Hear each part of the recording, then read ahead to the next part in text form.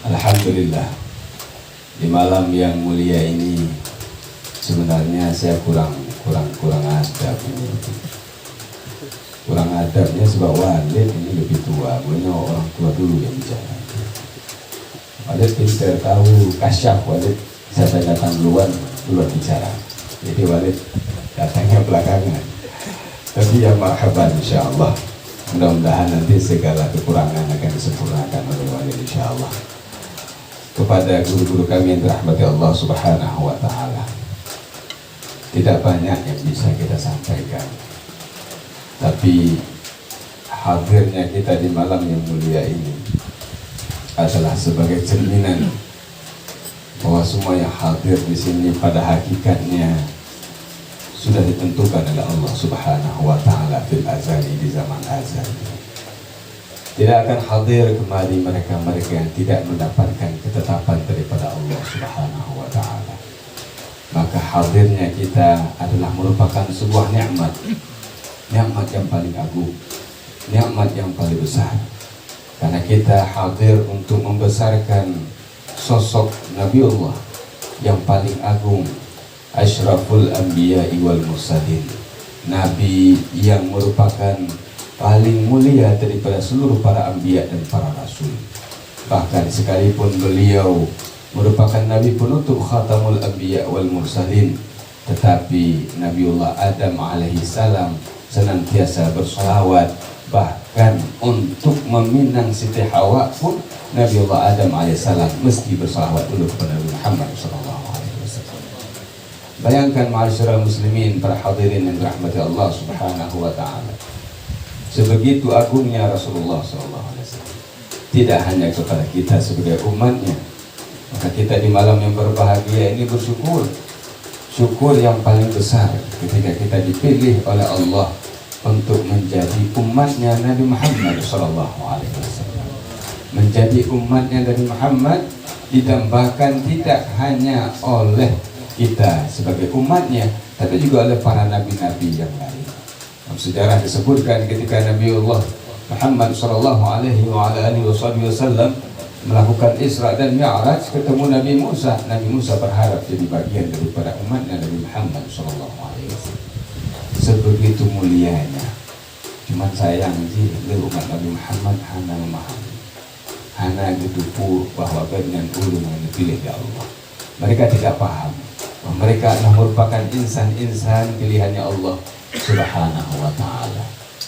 Maka dalam hal ini, untuk kita bisa memahami, untuk kita bisa menyadari bahwa kita adalah merupakan umatnya Nabi Muhammad, merupakan sebuah karunia yang begitu agung, merupakan sebuah pemberian yang begitu besar yang Allah berikan kepada kita semua. Kita mesti memiliki 5 hal yang sudah menjadi bagian daripada tariqah Ba'alawi. Kalau tadi mungkin di awal diibtidak dengan Ratibul Haddad, kemudian kita lanjutkan dengan Diyaul Lami, ini adalah merupakan tariqah Ba'alawi. Ada 5 unsur yang mesti kita miliki dalam kehidupan kita, sehingga dengan memiliki 5 hal ini insyaallah mudah-mudahan kita najah wa sa'adah fid din, fid darain, fid dunya wal akhirah, amin insyaallah. Yang pertama, para ulama-ulama mengatakan adalah yang harus kita miliki al-ilm. Kita mesti na ilmu. Kita mesti punya ilmu pengetahuan, mesti punya ilmu tentang agama Allah Subhanahu wa Ta'ala. Karena Allah Subhanahu wa Ta'ala menyatakan dalam Al-Quran, yarfa'illahu alladhina amanu minkum walladhina utul ilma darajat. Allah akan angkat martabat orang-orang yang beriman kepada Allah Subhanahu wa Ta'ala. Setelah dia memiliki iman kepada Allah, lantas dia punya ilmu dalam bagaimana kita beribadah kepada Allah, bagaimana salat yang benar, bagaimana puasa yang benar. Sehingga dengan ilmu ini semualah nanti akan mengantarkan, menumbuhkan rasa mahabbah kepada Allah dan menumbuhkan rasa mahabbah kepada junjungan kita Nabi besar Muhammad sallallahu alaihi wa ala alihi wasallam. Ilmu. Makanya ketika dalam salah satu riwayat disebutkan Rasulullah pernah memberikan wasiat kepada Abu Dzar Al-Ghifari. Mungkin hadis ini sering disampaikan dalam beberapa majelis. Kata Rasulullah kepada Abu Dzar, Abu Dzar ini adalah merupakan salah seorang ahlu sufah. Ahlu sufah adalah beberapa orang yang khusus kerjanya, amaliyahnya menghafal hadis-hadisnya Rasulullah Sallallahu Alaihi Wasallam. Termasuk bagian daripada ahlu sufah Abu Hurairah, termasuk dalam ahlu sufah Anas bin Malik, termasuk dalam ahlu sufah Ibnu Mas'ud, termasuk dalam ahlu sufah Abu Dzar Al-Ghifari, dan masih banyak lagi ulama-ulama yang lain. Bahkan disebutkan kalau tidak ada ahlu sufah maka hadis-hadis ini tidak akan sampai kepada kita pada hari yang berbahagia ini. Ini ahlu sufah yang mana kelebihan mereka diturunkan oleh Allah Subhanahu wa taala satu ayat mencerminkan kelebihan ahlu sufah ini. Apa kata Allah dalam Al-Qur'an? Yahsabuhumul jahilul aghniya. Menyangka oleh orang-orang jahil, makna jahil di sini adalah orang-orang kafir ketika itu, mereka ahlu sufah ini al-aghniya, orang-orang kaya. Kenapa? Enggak kerja, enggak kemana-mana, duduk di sufah di belakang Masjid Nabawi. Baginda Rasulullah Sallallahu Alaihi Wasallam tugasnya cuma ngafal hadis, belajar dengan Rasulullah, enggak kerja. Sehingga orang-orang kafir menyangka hum aghniya, mereka adalah orang-orang kaya. Enggak mungkin enggak kerja kalau bukan orang kaya. Karena mereka enggak pernah minta, karena mereka enggak pernah cerita tentang kekurangan mereka. Minat ta'affuf, punya sifat iffah dalam hati mereka, enggak pernah minta-minta. Ini ahlus sufah ma'asyiral muslimin. Al-hadirin, orang-orang pilihan yang diturunkan satu ayat khusus untuk menceritakan keadaan mereka, kebanggaan Allah terhadap mereka, ahlus sufah. Salah seorang adalah Abu Dzar Al-Ghifari. Apa kata Rasulullah SAW kepada beliau? Ya Abu Dzar, wahai Abu Dzar Al-Ghifari, jaddidis safinah, perbaharui kapalmu. Ternyata ma'asyiral muslimin, getanya udah dalam dunia ibarat dengan dai kapal. Makanya ketika naik kapal ada ombak, kadang besar ombaknya, kadang kecil, kadang sedang, kadang kencang anginnya, bermacam-macam keadaan kita ketika kita dalam berlayar di atas kapal, di atas lautan. Maka Rasulullah menginginkan jaddid safinah, perbaharui kapalmu, tajdid kapalmu. Artinya kalau ada kerusakan, ada kekurangan, perbaiki, perbaharui. Jangan kapalnya dibiarin seperti apa adanya. Takutnya kapal kita udah pada rusak.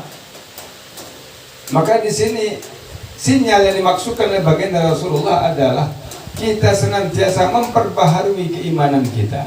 Kita senantiasa memperbaharui ilmu, meningkatkan ilmu kita. Kita senantiasa memperbaiki amal ibadah kita. Jaddidis safinah, perbaharui kapalmu. Kenapa? Kata baginda Rasulullah, perlu memperbaharui kapal. Fa inna safara ba'id, karena perjalanan ini masih sangat panjang. Perjalanan masih sangat panjang. Kita hari ini berjalan ma'asyiral muslimin, coba kita perhatikan kehidupan kita dari satu periode kepada kehidupan berikutnya. Bukankah kehidupan setelah ini akan lebih panjang? Dulu kita hidup di alam rahim. Berapa lama di alam rahim? Ada yang 4 tahun, cuma Imam Syafi'i radhiyallahu anhu. Adapun yang lain, rata-rata kita hidup di alam rahim 9 bulan.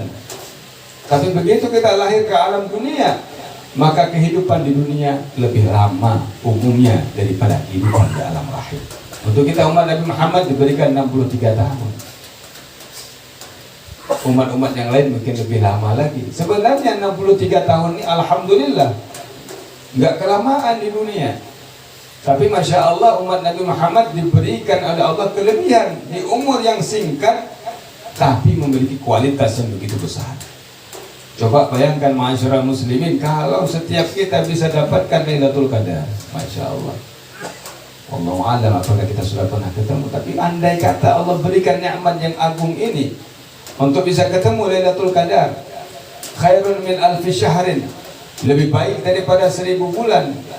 Perkirakan lebih kurang 83 tahun. Artinya 1 tahun, 1 malam ibadah umat Nabi Muhammad itu setanding dengan ibadah 83 tahun. Kalau kita punya umur 60 tahun, setiap malam ketemu Lailatul Qadar, kira-kira 83 tahun kalikan 60 tahun, berapa ratus ribu tahun kita sudah hidup dengan ibadah kita. Ini salah satu kelebihan umat Nabi Muhammad SAW. Tapi alangkah sayangnya kita menyanyiakan terkadang-kadang kesempatan untuk beribadah, beramal, bersabar dalam ibadah di malam bulan suci Ramadan, yaitu khususnya untuk mendapatkan Lailatul Qadar. Artinya umat Nabi Muhammad, artinya kehidupan kita setelah satunya itu lebih lama. Dan coba bayangkan setelah kita meninggalkan dunia yang fana, dunia yang akan kita tinggalkan semuanya. Hari ini ma'asyara muslimin, kita semua sedang muqbilul akhirah wa mudbirut dunya. Kita sedang menghadap menuju negeri akhirat dan kita sedang meninggalkan dunia tanpa kita sadari. Ini hakikat. Muqbilul akhirah wa mudbirut dunya, membelakangi dunia dan kita menuju negeri akhirat. Dan tentunya prosesi kita untuk berjalan ke depan masih sangat panjang sekali. Alam kubur, berapa lama di alam kubur? Masya Allah. Bayangkan umat Nabi Allah Adam alaihissalam hari ini berapa ribu tahun di alam kubur. Umatnya Nabi Nuh, bahkan umat-umat awalin daripada umat Nabi kita Muhammad sallallahu alaihi wasallam, berapa lama mereka ada di alam barzakh. Hari ini Rasulullah sallallahu alaihi wasallam sudah 1442 tahun Hijriah. Artinya umat-umat awalin mereka hidup di alam barzakh yang kata baginda Rasulullah, imma raudhah min riyadil jinnan wa imma hufrah min hufarin niran. Kehidupan di alam kubur tidak lain hanya dua saja yang Allah berikan, sama ada dia menjadi taman daripada taman surga, atau sebaliknya na'udzubillah dia merupakan lubang daripada lubang neraka. Kalau seandainya mukmin yang maksiat ataupun orang-orang kafir yang kufur dan musyrik kepada Allah Subhanahu wa taala, hari ini mereka di alam kubur, artinya mereka hufrah min hufarin niran, berada dalam lubang daripada lubang neraka. Kalau seandainya mereka hidup di alam barzakh ribuan tahun, seperti yang ingkar kepada para nabi-nabi terdahulu, Firaun, Namrud dan Bakhtanasar, masih banyak lagi yang terdahulu yang kufur kepada nabi-nabi mereka, hidupnya mereka hanya di alam barzakh, hufratun min hufarin niran. Walhamdulillah alladzina yu'minuna billah, orang-orang yang beriman kepada Allah, beriman kepada Rasulullah, beriman kepada malaikatnya Allah, beriman dengan kitab-kitabnya Allah, beriman dengan kadar baik dan buruk, serta beriman kepada yaumul qiyamah, maka orang-orang ini insyaallah mereka berada di alam kuburnya raudhah min riyadil jannah. Amin insyaallah. Allah maghfirna wa ja'alna minhum insyaallah. Artinya ma'asyiral muslimin, kehidupan kita berikutnya masih begitu panjang. Sayang kalau kita lalai dengan kehidupan dunia, melupakan persiapan akhirat. Belum lagi kita bicara kehidupan akhirat, abadal abadin, kehidupan yang kekal selama-lamanya. Dan Allah hanya berikan dua tempat bagi kita untuk singgah di yaumil qiyamah, imma fil jannah wa imma fil nar. Adakala kita akan ditempatkan oleh Allah dalam surganya Allah, atau na'udzubillah thumma na'udzubillah, seandainya seseorang akan menuju kepada nerakanya Allah Subhanahu wa ta'ala. Khalidina fiha abada, kekal untuk selama-lamanya.